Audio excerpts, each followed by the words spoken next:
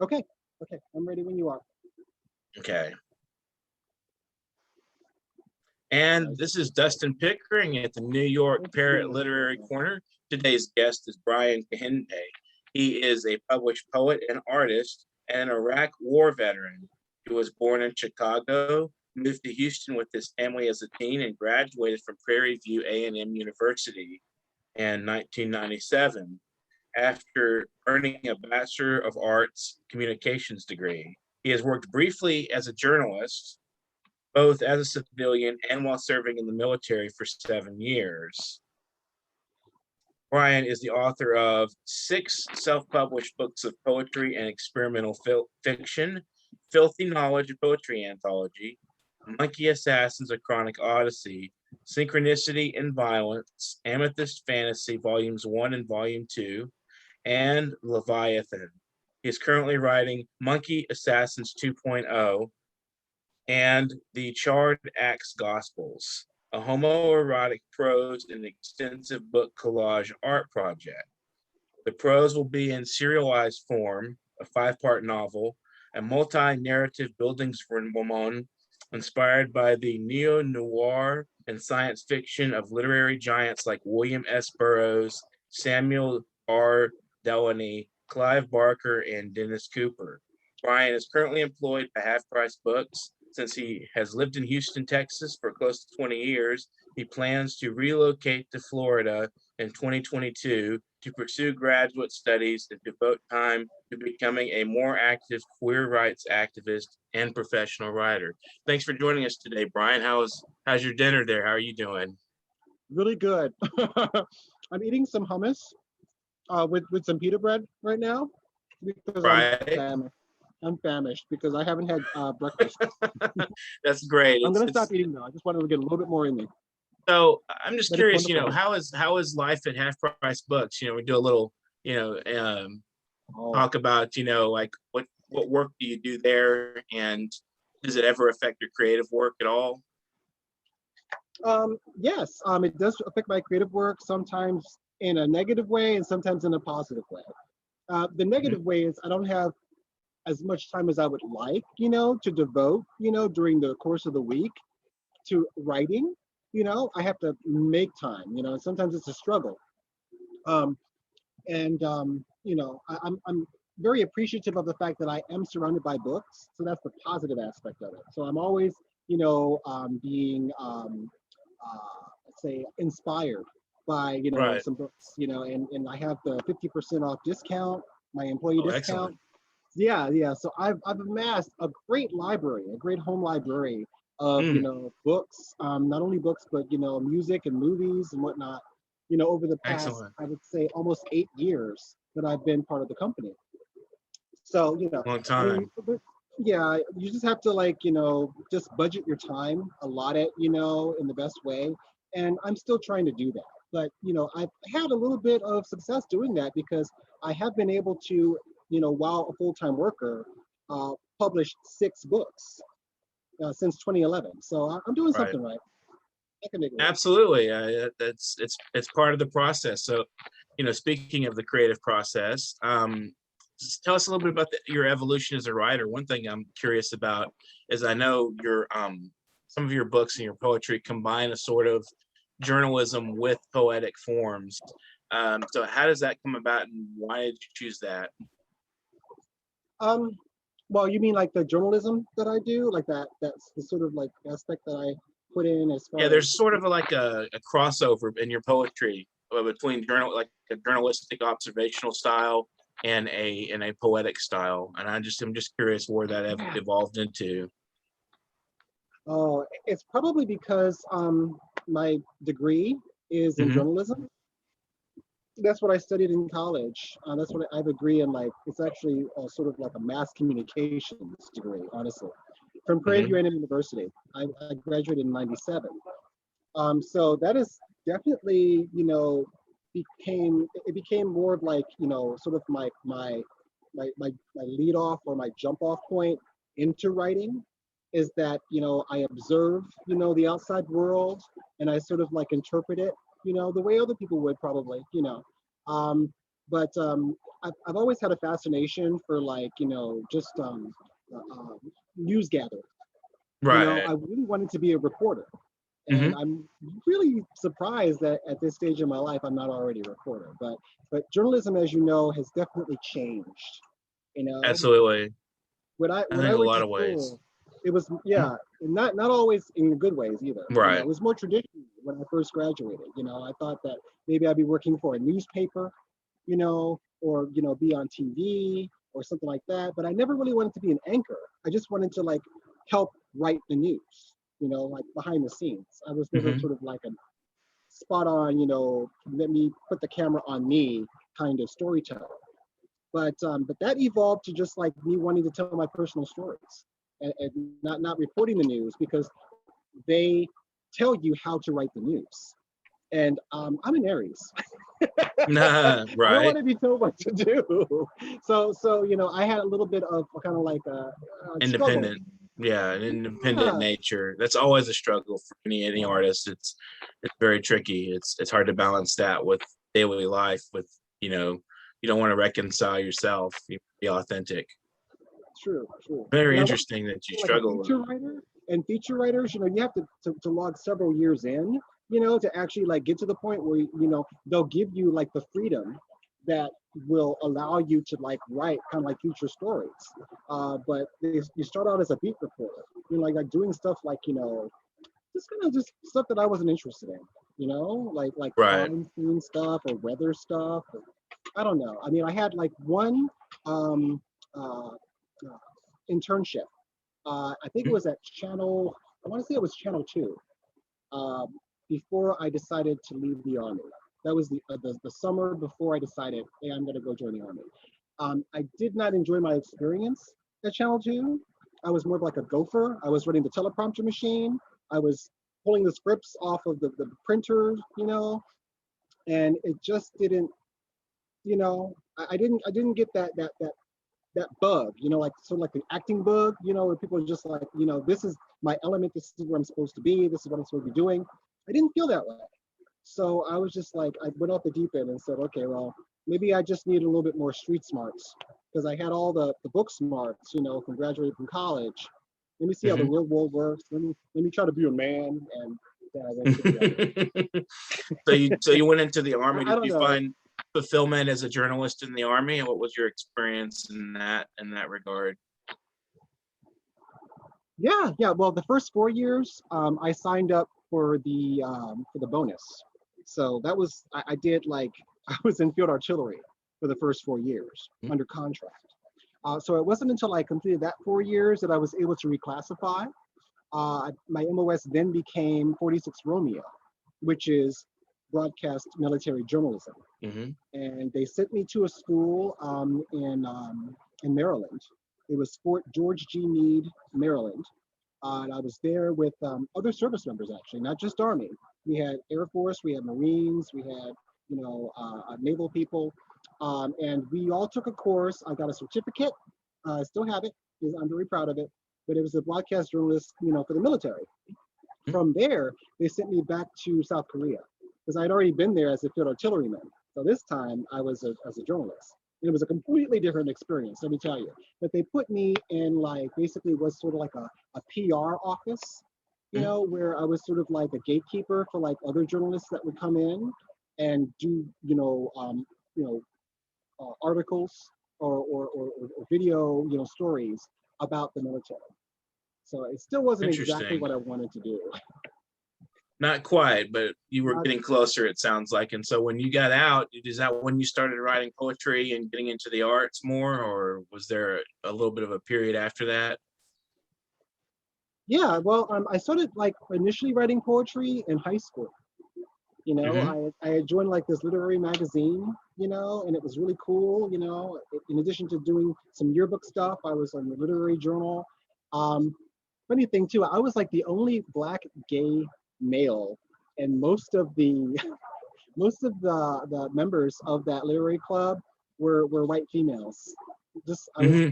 hanging with a bunch of white girls, and that was just an interesting, I mean, they would ask me, like I was sort of like, like the anomaly, Hmm.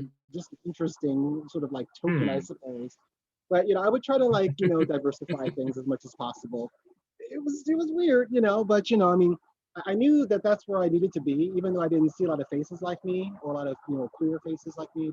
Um, I really enjoyed contributing, in that way to the arts, doing something for the school. But it didn't really get me anywhere, I just sort of like abandoned it up until like around my college years, like sophomore, junior level of college. That's when I started like actually like reading more, like from the Beat Generation, like Allen Ginsberg, William S. Burroughs, Jack Kerouac. I started getting into that stuff because, it was like countercultural. It was something that kind Right. of spoke to me. And also the Harlem Renaissance. I always loved that stuff. Claude McKay, Langston Hughes, Zora Neale Hurston. Even when I was like in high school, and I was taking honors English class, and those writers would come up. I'm just like, especially James Baldwin. Love James Baldwin. I identified with those particular writers. Not necessarily because of what they were writing, but how they were expressing themselves. Because it felt like, it was like just more of like a radical thing. They weren't Right. writing about, the trees and the leaves and the changing of the tide. I love the whole like, it's great to have that, but the social change and like just being trying to navigate your way into a world that still hasn't fully accepted your humanness. And you know Right. exactly what I'm talking about. I Yeah. just left the Black Lives Matter rally in Right. McGregor Park a little while ago, so we can attest to that. Excellent. But yeah, I was just more interested in like more subversive things, more revolutionary things, and I didn't really tap into that aspect of writing until my college years. So maybe, would you like to share a poem with us? Sure, I would love to. Thanks, Dustin. Hmm. This is from my latest book. I published it last year, Okay. Leviathan, and it is this large. And It it starts is with a a, Leviathan of a book. it is, yeah. It's definitely no joke. The title is very fitting. Hmm. Um, and yeah, I haven't really been able to like because of COVID-19 and just like shelter in place and social distancing and a lot of things being canceled in the public eye. I have not really been able to promote this book, at open mics and things like I, was used to in my Right. previous work that I published. So yeah, thank you for this opportunity. I really appreciate it. Oh, sure, no problem. Uh, okay, I'll read this like relatively short one. It's called Okay. Cold Brew. It's Cold Brew.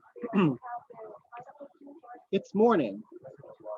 Wokeness dawns on me gradually as a gentle sensation, or all at once, a sudden shock to lumber dazedly out of bed and stumble into the bath.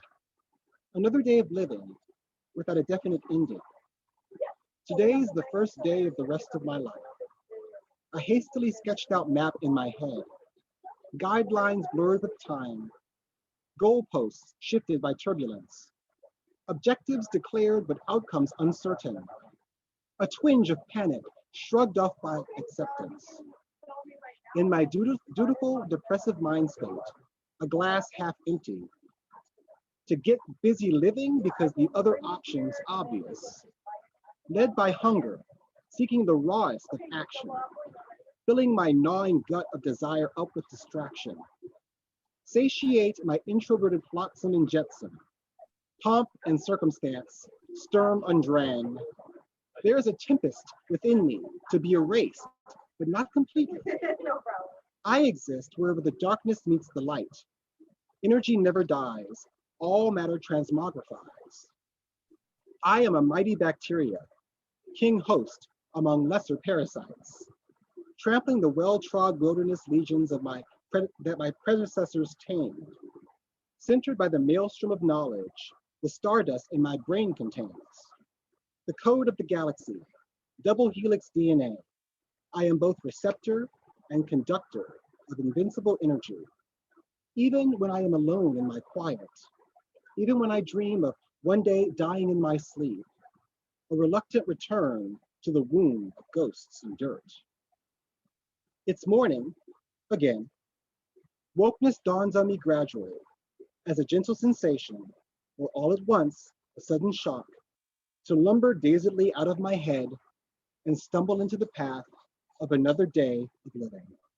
While I attempt to shake off reckless listlessness, to at long tortured last make something, anything good happen for me. Renew my vow of love to temporal existence. Unearth the life-saving empathy buried in me, and to find meaning for my random existence. To feel worthwhile and validated in this universe. Seek calmness as calamitous hours rush, but there is rejuvenation in each sunshine ray, where my spirit and bones, molecular tuning eternity forks, as I walk my paces, going to work, getting bills and IOUs, paying taxes, raising kids, yada yada. The binge and purge of the dawn, the relax and relent of the eve. Oh, smoke a bowl now. Oh, chill the fuck out now. Don't ever take life so goddamn hard now. To be that self-actualizing Zen master housed within a soft machine, blood, flesh, stardust, the whole greater than the sum of my parts. I reinvent myself into a more dependable God or grift or guide. To keep and hold close a glimpse of ordinary beauty in the sublime that helps console me in my unnamed discontent, time after time after time.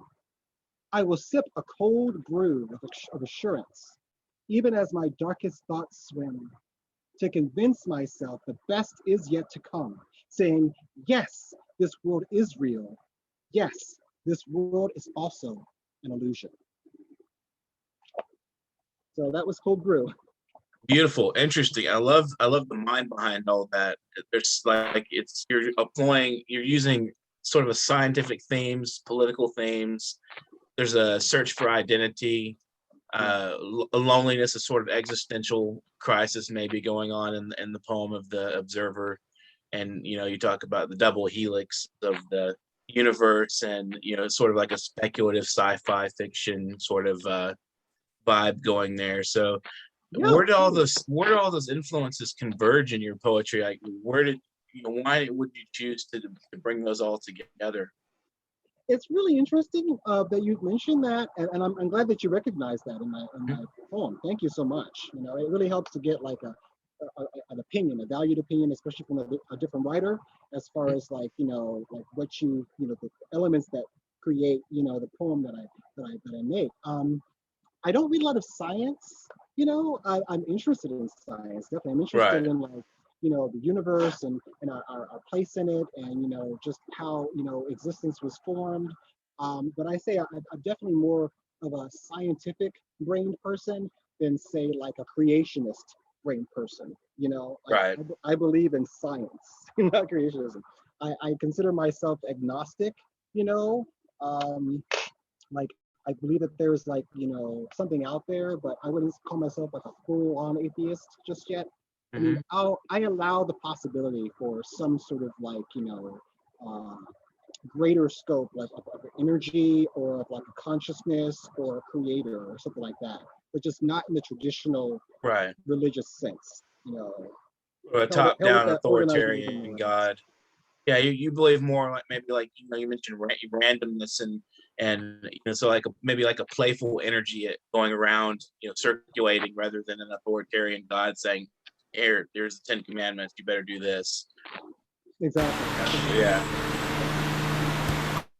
I don't believe in the whole anthropomorphic type of God. Right. Are Right. you still there? I don't see Yes, you I'm still anymore. here. Okay, Yes, good. I'm here. Okay. We had a I little can't technical see you problem for anymore. a Oh, there we second go. there. We're good. Okay. All right. Cool. So, Yeah. I mean, I would say like probably as far as science is concerned, like the most recent influence of mine would be what's his name from the Contact series. That dude. His name just now. He's got 3 names. He's an are you astrophysicist. are you talking about Carl Sagan? Well, the guy who replaced him. Oh, okay. I don't know. I'm not familiar with it. I have a friend here that I'm having dinner with. His name's Wes, and he reminded me of the guy's name, Neil deGrasse Tyson. Oh, yes. Okay. Yeah, I admire him very much. So, you know, I kind of like just watch some old YouTube videos and stuff like that of him talking and the podcasts that he's done. Mhm. And, you know, but I wouldn't say that, you know, it's an indirect influence, you know, Right. because And I'm you already just pick out, thinking, you know, random things that are floating around in the world, and you just everything that kind of attracts you, you pull it in and just situate it into a poem.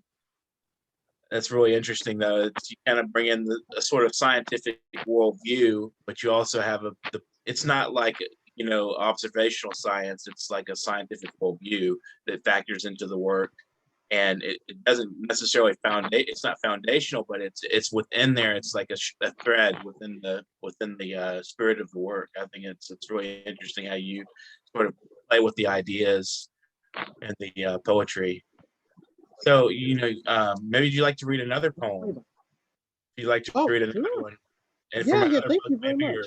or Um, some. in fact, while I have your attention with that, you know, I did bring, you know, a copy of each of my books. So, Okay. so yeah, this is Filthy Knowledge. Oh, I would call it, excellent. you know, Filthy Knowledge Volume 1, Mhm. published in 2011 through a friend of mine, a great friend of mine named Glenn Burns. You Huh? probably met him before, Yes, BGK. I've met him. Yeah. Yes, yes, he's moving to DC.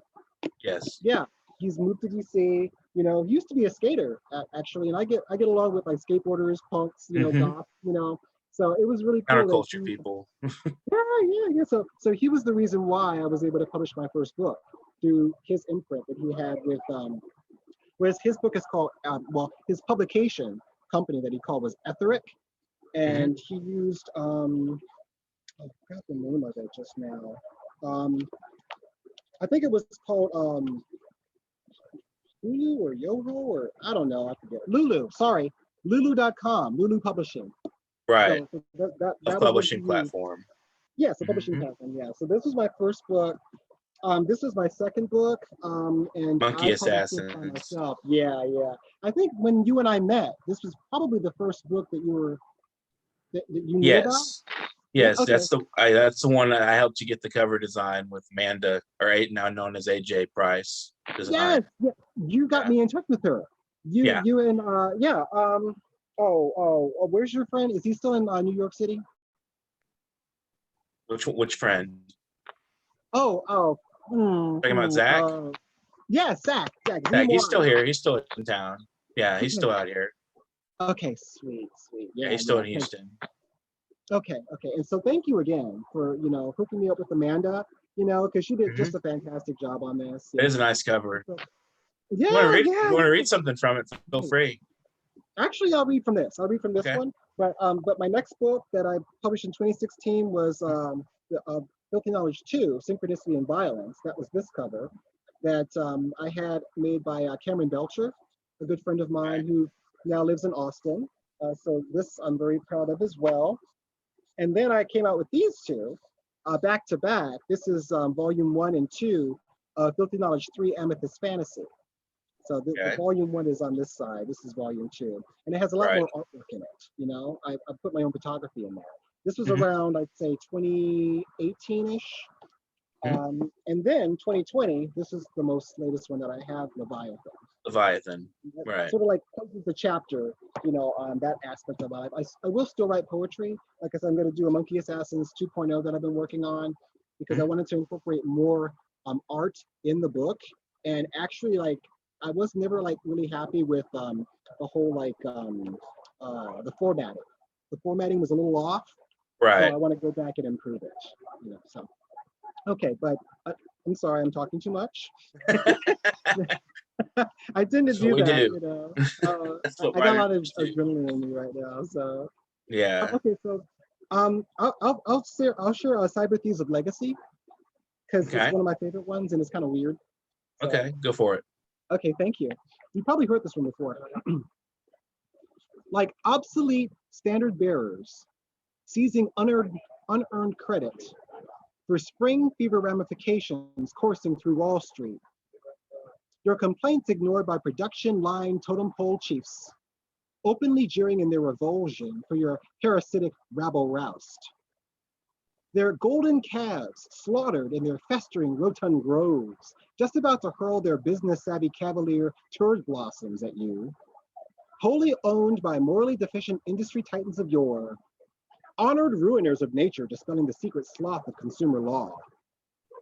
The international asthmatic memory of preeminent nuclear strikes power the conveyor belt malaise of their manila folders, their fusillade of mechanical pencils and metal folding chairs, their compulsory perfectionism of constipated think tanks. Hatching jerry-rigged elections in synchronized advance, pigeon slave networks engineered by dull tortoise-shell suits, in elite extortion power games exchanged for favors on country club green, excessively beholden to the gimme avarice of a New York minute.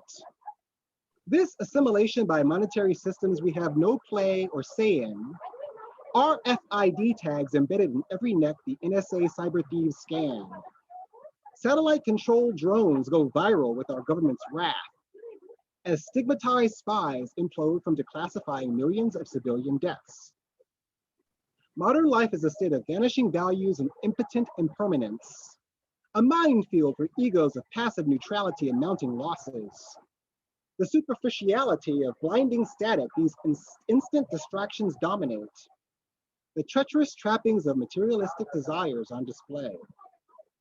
A profit-driven pyramid of pled guilty plea bargain criminals, these blind and deaf-mute scapegoat detectives so lazily predictable, violating justice on the same blackmail slab for smashing skulls in the hollowed corridors of their coagulating kidney stones. On icy evenings, enhanced with the extrasensory perception, these cyber thieves seep through the cracks of infrastructure. Dead plasma screen dreams with suicide mission orders. Their 7 years bad luck program. Cyber thieves of legacy. Excellent. And that's another one with a lot of kind of scientific scientific thought and I guess you could say like technocratic universe in a sense. Very interesting, and I like it a lot. And I've read quite a bit of that book, and it's interesting. And I like the way also you take quotes, isolated quotes, and put them in different, musicians, artists, thinkers, whoever, snippets of like, whatever's out there. It's like you're making a collage of different aspects of things floating around out there, just pulling things into your into your own universe and putting them on paper. It's pretty interesting. So we have about 6 minutes left, or is it 8 minutes? Looks like 8 minutes. What inspired that poem? If you want to talk about that briefly. Wow. Okay, Cyber Thieves of Legacy. I think I was thinking more about dread of like a dystopian future. I think I might have been watching Minority Report at the time, or maybe Blade Runner, like one of those, and it kind of like got like this idea in my head of like, if I was like a robot and I was like sort of like observing humanity, like how would I type out exactly what was going on, with like the data that I was getting, like through satellite imagery and just my observation of human behavior. So that's interesting. It's fascinating. And for those who don't know, that's Philip K. Dick, the Minority Report, and Blade Runner, Philip K. Dick. So anybody wants to check that out, that's really fun stuff. It's fascinating. I'm reading his exegeses right now. It's really fascinating. Oh, really? Yeah, that's fantastic. Fascinating. Absolutely fascinating. Yeah, and I think that's wonderful. Your poetry is great. I mean, it's fascinating how you, like I said, you bring in all these different elements. Final question. Definitely. Right. Final question until we have your last say into the program. So what are your graduate plans for graduate school when you go to Florida? What are you pursuing there? I'm interested in information and library studies.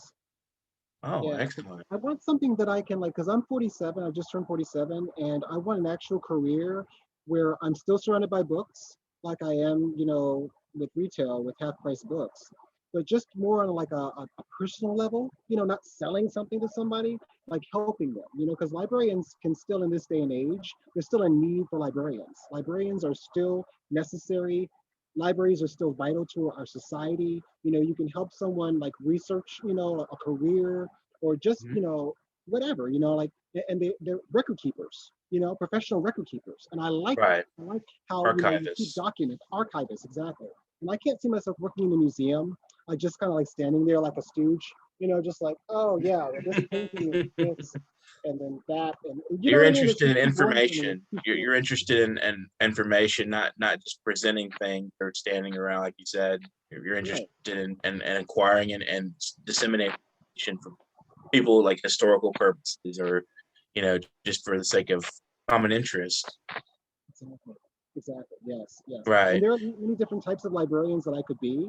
I think I would much rather be like a you know, on the university rather than you know, like a public library. Hmm. But there are other avenues that I can try. You know, there are companies that need librarians as well. You know, so like law libraries. You know, stuff like that. So Right. I think there's more that I can do with that. You know, that I have some options there. I like the information sciences part of it more. You know, like keeping microfiche or whatever they call it these days. You know, just like you said, an archivist, and it's something. Right. It's like a career that I can hopefully retire from. And Right. I don't want to retire from being in retail. It just doesn't seem attractive to me. Yeah, that doesn't sound like a full life plan. But our host had a question for you about your name, Kehinde. Is that a Nigerian name, or do you know about the history of the name? Yes, yes. My father's Nigerian. Yes. That's exactly what he said. Where is He, he from, by the way? Nigeria. Oh, that's wonderful. Well, there you go. Yeah, yeah. The Yoruba tribe. Yeah, you can tell. You can tell Yes. the creator of the series that unfortunately I cannot speak Yoruba. My Uh, father did not teach me or his other kids that, you know, but you know, I have been to the motherland twice, actually three oh, times, to visit excellent. Morocco. So yeah, I've been to Lagos. So you can Oh, tell him I've been to okay. Lagos. So Wonderful. yeah, if he wants to, you know, ask me any other questions. I'm sure he already knows. I don't know if he's Igbo or Yoruba, but my last name means the second born of twins, Mhm. and Yeah, it's that's just what a he was play on saying. That's words. exactly what he told me. Okay, okay, So yeah. he knew. He knew. That's funny. That's very interesting. Yeah, yeah. You can tell him that my middle name is Olawuyi. Oh, nice. Yeah, that means the person born with gifts or gifted. And it's a very appropriate name. Thank you for saying so. Appreciate it. Yeah. So, do you want to have, we have a few viewers out there. Would you like to impart some sort of like, story or, you know, uh, some advice to future writers who are listening in? Well, I would We've just got say that remaining 2 minutes or if you so. want to be a writer, yeah, if you want to be a writer, just never give up on that. You know, you got to practice.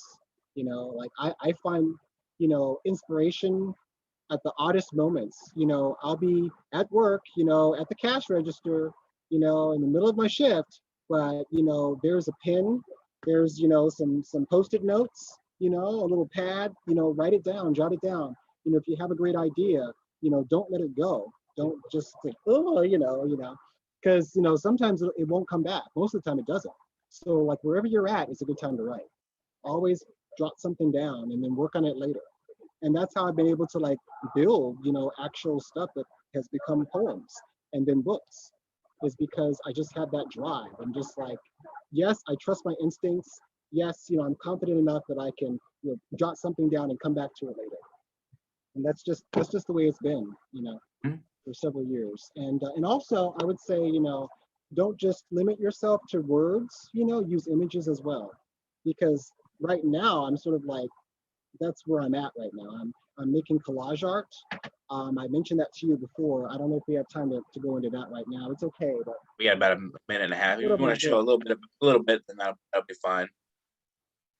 Okay, Right. okay.